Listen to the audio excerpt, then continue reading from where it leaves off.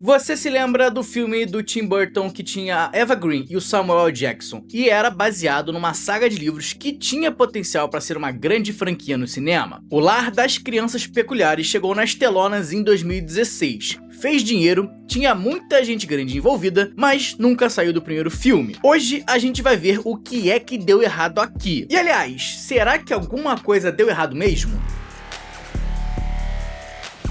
Qual é, galera? Eu sou o André Con, seja muito bem-vindo ao Conversando, e hoje vamos conversar sobre o filme de X-Men do Tim Burton. Filminho maneiro que podia ter dado origem a outras sequências, mas que assim que bateu o horário do expediente, ele pegou as coisas, foi embora e ninguém nunca mais viu. E não tá errado não, tá mais do que certo. Se você tava morando em Marte, em 2016 chegou aos cinemas O Lar das Crianças Peculiares, uma obra de fantasia infanto-juvenil que misturava aventura familiar, fantasia e uma pitadinha de terror, seguindo a tendência que tinha muita força ali no começo dos anos 2000, mas que acabou perdendo um pouquinho desse gás nos anos 2010. O filme buscava adaptar os livros do Ransom Briggs, cujo universo começou com uma trilogia e depois se expandiu para um arco com 6 livros. Nesse filme a gente acompanha o Jake, um adolescente que tem uma relação bem próxima com o avô, que vive contando para ele histórias fantásticas sobre crianças com habilidades especiais que vivem numa ilha no país de Gales. Apesar dos pais do garoto insistirem que isso aí é só lorota, quando o avô acaba morrendo tragicamente, o garoto jura que tem algo sobrenatural nessa história. Assim, buscando investigar isso mais a fundo, ele vai até a tal ilha, onde ele encontra o tal lugar em que as crianças vivem, e sim, cada uma delas tem uma habilidade especial e todas estão sob a tutela da Senhora Peregrine. Porém, tudo se complica quando eles descobrem que podem estar sendo caçados por criaturas malignas liderados por um adversário poderoso. Bom, a verdade é que a Fox já estava bem acostumada com o sucesso dos seus filmes de X-Men, então certamente eles olharam para essa premissa aqui e pensaram: e foi assim que eu fiquei rico. E assim, lá no ano de 2011, o mesmo ano da publicação do primeiro livro dessa saga, que o estúdio adquiriu os direitos para adaptar essa obra para os cinemas. Com a saga de Harry Potter chegando ao seu último filme em 2011 e Crepúsculo também se encaminhando para um final, estava muito claro que existiria um vácuo no poder, e foi assim que começou uma grande corrida do ouro, um estúdio lançando adaptação atrás de adaptação, tentando cada um acertar o alvo e conseguir iniciar uma nova grande franquia nos cinemas. Mas, contrariando o senso comum dessa época, O Lar das Crianças Peculiares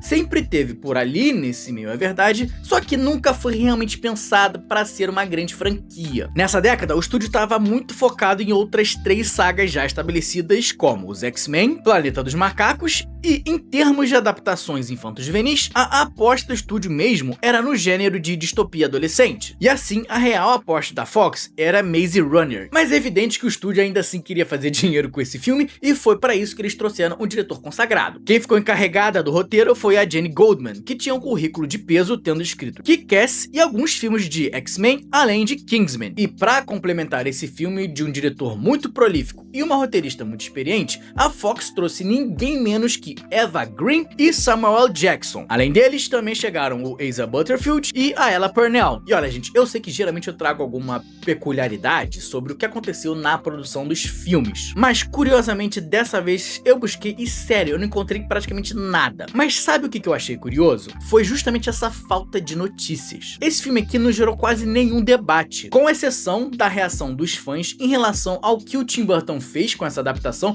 e sobre as liberdades criativas que ele tomou, mas eu já falo disso. Tá, mas o que eu tô querendo dizer com isso? É que O Lar das Crianças Peculiares me parece uma obra muito estéril no meio da cultura pop, ou seja, o tipo de projeto que não gerou nenhum tipo de debate, não gerou nenhum tipo de hype, não gerou nenhum tipo até de descontentamento por parte das pessoas em geral. E por conta disso, por parecer tão estéril, ele realmente se tornou pouco relevante no meio da cultura pop, tanto naquela época quanto agora. Bom, os próprios executivos da Fox, como eu falei, não estavam lá tão interessados em criar um grande universo a partir disso. E o próprio Tim Burton chegou a comentar isso na época. Ele mesmo admitia que não pensava em sequência e disse que cada projeto que ele se envolvia era um projeto único e deveria ser encarado como tal. E para jogar ainda mais água no chope dos fãs, o diretor era visto como um nome perfeito para esse universo. Bom, durante essa produção, com toda essa moral que o Tim Burton tinha, ele resolveu tomar algumas liberdades criativas,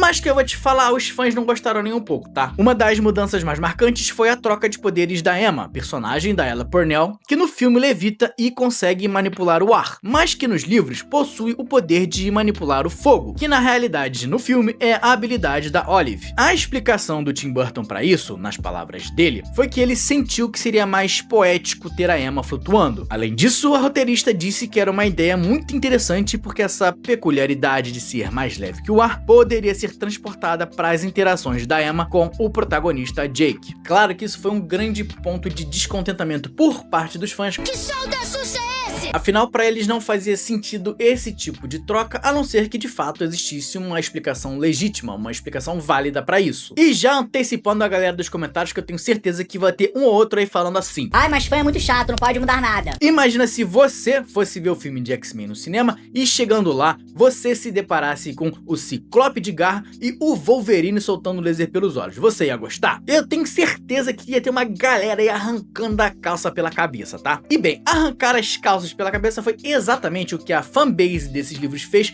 quando eles viram uma outra peculiaridade feita pelo Tim Burton nessa obra. Isso porque o principal antagonista do filme, o Mr. Baron, vilão interpretado pelo Samuel L. Jackson, na realidade não existe no livro e foi criado exclusivamente para o filme. Mas por que isso foi feito? Foi porque o Tim Burton entendeu que essa obra precisava de um reforço narrativo para poder ser transportado por uma outra mídia? Ou talvez porque ele achava que seria um jeito interessante de criar um espetáculo maior para o cinema e, portanto, atrair mais gente para ver o filme? Mas que nada! A justificativa do diretor era que ele queria trabalhar com o Samuel L. Jackson. E de maneira geral, esse tipo de mudança ou adição em outras produções de adaptações de saga de livro acabam causando um mal-estar com o autor original da obra. Porém, nessa produção aqui, o próprio criador da saga estava tranquilo com isso e todo o projeto correu sem nenhum tipo de tensão, briga ou controvérsia. Então assim, a galera tava realmente botando muita fé no diretor e eu vou te falar que nessa época o Tim Burton tava precisando de uma vitória, tá? Porque os seus dois últimos filmes de maior escala não tinham sido lá muito bem recebidos. Então existia uma enorme expectativa e até certo ponto um pouco de apreensão para ver como é que o Lar das Crianças Peculiares iria se conectar com o público. E comparando com os filmes anteriores do diretor, ele foi até que bem, mas não foi tão bem assim. O filme estreou em setembro de 2016, ficando ali no topo das bilheterias domésticas dos Estados Unidos, abocanhando de cara 28 milhões de dólares. Do orçamento de 110 milhões de dólares, o filme acabou arrecadando um total de 296 milhões. E como um filme precisa fazer por volta de 2 a 3 vezes o seu orçamento inicial para poder começar a dar lucro, o Lar das Crianças Peculiares acabou sim fazendo um dinheiro para a Fox. Já as avaliações do filme, elas foram boas. Não foram ótimas, mas essa obra aqui passava de ano sem ter que ir para a recuperação. 65% de aprovação dos críticos, 60% do público e nota 6.7 no IMDb. O pessoal gostou, mas empolgação não foi exatamente o que foi gerado a partir desse filme. Sabe quem gerou empolgação no seu primeiro filme? Maze Runner, que tinha sido lançado somente 2 anos antes, em 2014. Chuta aí quanto ele arrecadou. Chuta mais um pouquinho. Cara, o primeiro filme de Maze Runner fez simplesmente 348 milhões de dólares. Ou seja, esse sim foi um filme que a galera realmente ficou empolgadaça pra assistir e que depois da sua estreia continuou gerando hype e fazendo mais e mais dinheiro para o estúdio. Bom, sem ter conseguido realmente empolgar um grande público e tendo desagradado os fãs da obra original, além de ter sido uma obra concebida do zero, sem nenhum tipo de intenção de continuar a adaptar os outros livros desse universo, o Lar das Crianças Peculiares veio, fez o que tinha que fazer e foi embora. Mas a pergunta que fica é, se tinha tanto potencial, por que realmente nunca foi um grande hit? Bom, gente, a partir daqui é uma interpretação minha sobre o que eu vi nesse filme, tá? Que, aliás, eu gostei, eu me diverti, acho que é um bom filme, porém, tirando o visual bonito e essa estética diferenciada, eu acho que ele realmente oferece pouco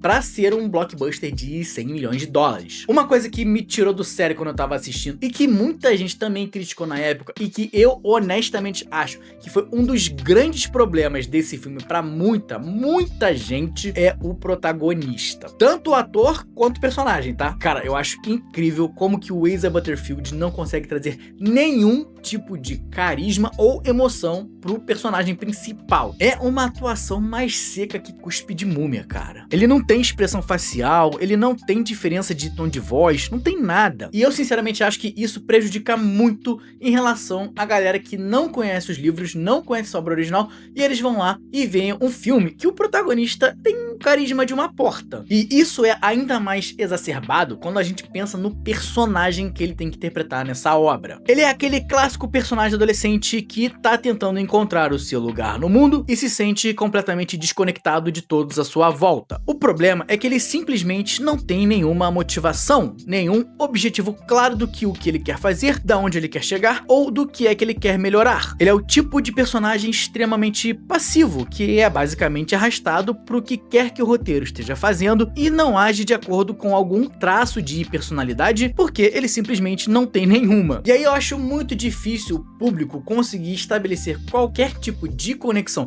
com o personagem principal e, portanto, qualquer tipo de conexão com a trama na qual ele está inserido. Trama essa que até é divertida e interessante, porém, o jeito que as coisas se desenrolam nela são um tanto quanto mal desenvolvidas. Vamos pegar a relação do protagonista com a Emma, por exemplo. Eles se apaixonam, mas por que mesmo? Eu fiquei esperando alguma cena em que eles compartilhassem um com o outro algum interesse em comum, ou algum trauma, uma tristeza, talvez até um momento de alegria pura, o que quer que fosse, mas algo que realmente conectasse os dois e, portanto, fizesse a relação deles ser merecida e real. Infelizmente, tudo o que precisou foi o Jake amarrar a corda na Emma e fazer ela de pipa e pronto. O que eu acho muito curioso, porque como a gente viu antes, a roteirista mesmo falou sobre a possibilidade de explorar essa peculiaridade da Emma nas interações com o Jake. E eu realmente acho que poderia ter sido feito algo nesse sentido. Por exemplo, se o Jake fosse um cara super explosivo e a Emma, mais leve que o ar, conseguisse usar a sua delicadeza para deixar o garoto mais centrado e, portanto, os dois se complementariam e assim teriam uma conexão emocional. E uma outra coisa que eu notei e que me incomodou foi a falta de conflito. E quando eu digo conflito, tá, gente? Eu não tô falando de conflito armado ou conflito de pancadaria, não. Eu tô falando do conflito do jeito mais simples possível. Um personagem quer alguma coisa, porém ele não consegue isso por conta de X, Y ou Z. E eu acho que todos os conflitos desse filme ou as dificuldades que os personagens têm que passar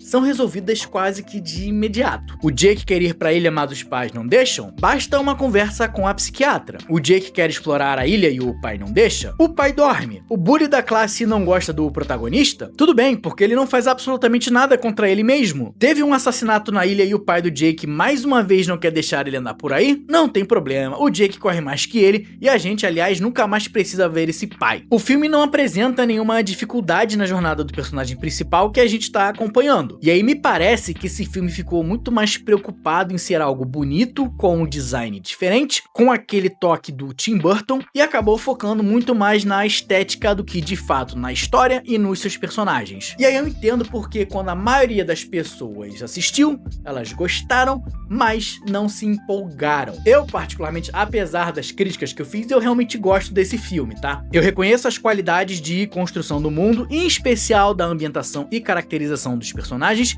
e me diverti vendo. Mas nunca tive essa sensação de embarcar numa aventura memorável ou de estar vendo uma história realmente cativante. Mas eu também acho que nem todo filme precisa necessariamente ser super memorável, tá? Recentemente aqui no canal eu falei sobre Guerra Mundial Z, que é um filme que eu curti bastante e que simplesmente faz um arroz com feijão gostoso e bem feito, que é uma sensação parecida com a que eu tive vendo O Lar das Crianças Peculiares, só que nesse caso aqui, o tempero não foi tão bem feito. Apesar do potencial e dos livros, O Lar das Crianças Peculiares nunca foi projetado para ser uma grande franquia e acabou sendo um filme que agradou, mas que não agradou tanto. Fez dinheiro, mas não fez tanto dinheiro. E no final das contas, veio, cumpriu o seu papel e depois foi descansar. Antes de você, deixa aí nos comentários se você curtia O Lar das Crianças Peculiares e se você ainda gostaria de ter visto uma continuação desse universo. Valeu, gente, um abraço e até a próxima!